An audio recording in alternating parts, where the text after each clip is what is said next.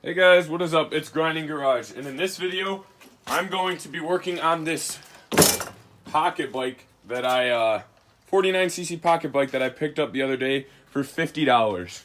Came with a bunch of other parts, but I don't need them for it. This is almost a complete unit, so I'm just going to leave those out for now. But I will admit I already tried to get this thing running. I got a second motor with this bike, and I took the coil off of the old motor because the coil that was previously on this did not work and there was no spark being created. And I also took the carburetor off and cleaned it. Their carburetor does not have a fuel on-off valve or switch, I guess. It's zip tied on there, and I thought that would be a problem, and I tried to get it started, and it would run for like 5 seconds at a time, but it wouldn't stay running, so I think it's because of that. So regardless, I'm going to put a carb that I have from an old pocket bike of mine that I just bought a whole new motor for, and I'm going to see if that carb that I had will work on this bike.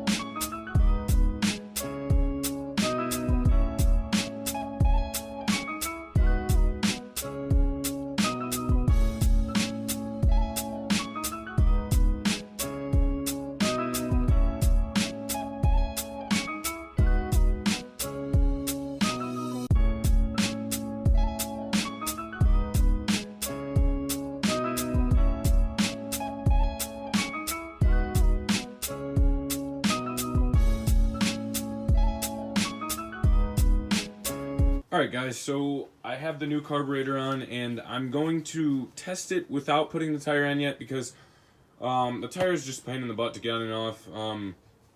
So I'm going to skip some possible frustration by trying it without it, so I still have access to it to try something else, whether it's a new motor or another carburetor off a working motor.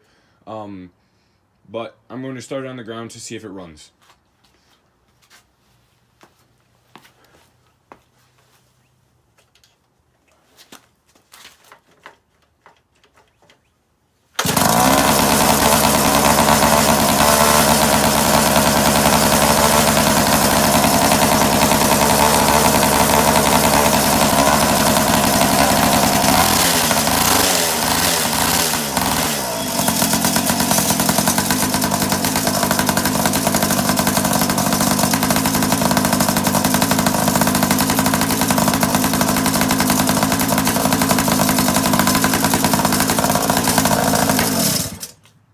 Freaking awesome. Okay, well, it runs and the kill switch works. That is two. Oh. You guys see it smoking right there? Of course, when I say that, it stops. Never mind. Well, it runs, so now I'm gonna. Oh, it's starting to smoke again. I'm gonna put the tire back on, and I think I'm actually gonna ride it. I don't know how well I'll be able to film it of myself, but I'm gonna ride it. So I didn't show it too well while I was actually doing it, but I can show you with this carburetor. You want this, if this falls out, this pin goes right down the center of this black, I don't even know what you call it. Your throttle cable goes through this groove, and this groove right here lines up with the pin that is in the middle of the carburetor. This one down here, there's a one right here. I can't really show it well, but that lines up with this little bump right there. So You just put it in right like that. And it'll just slide right down in there.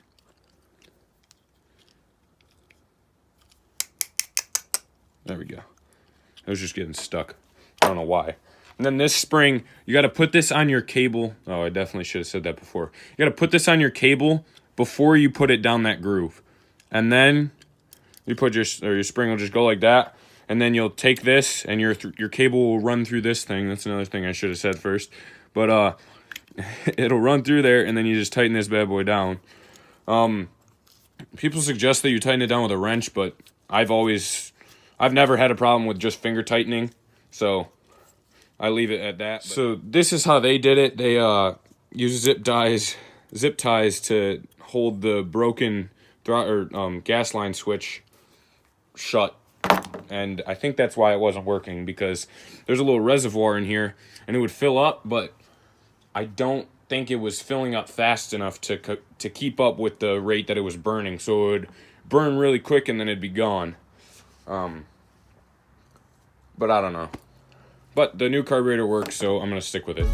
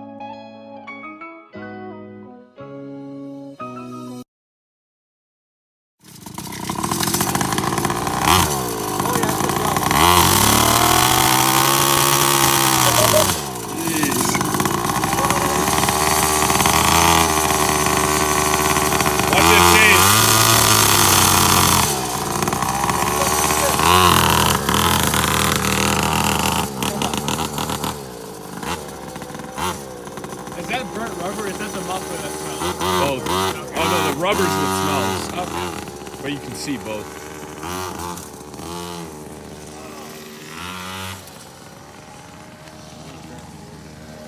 Yeah.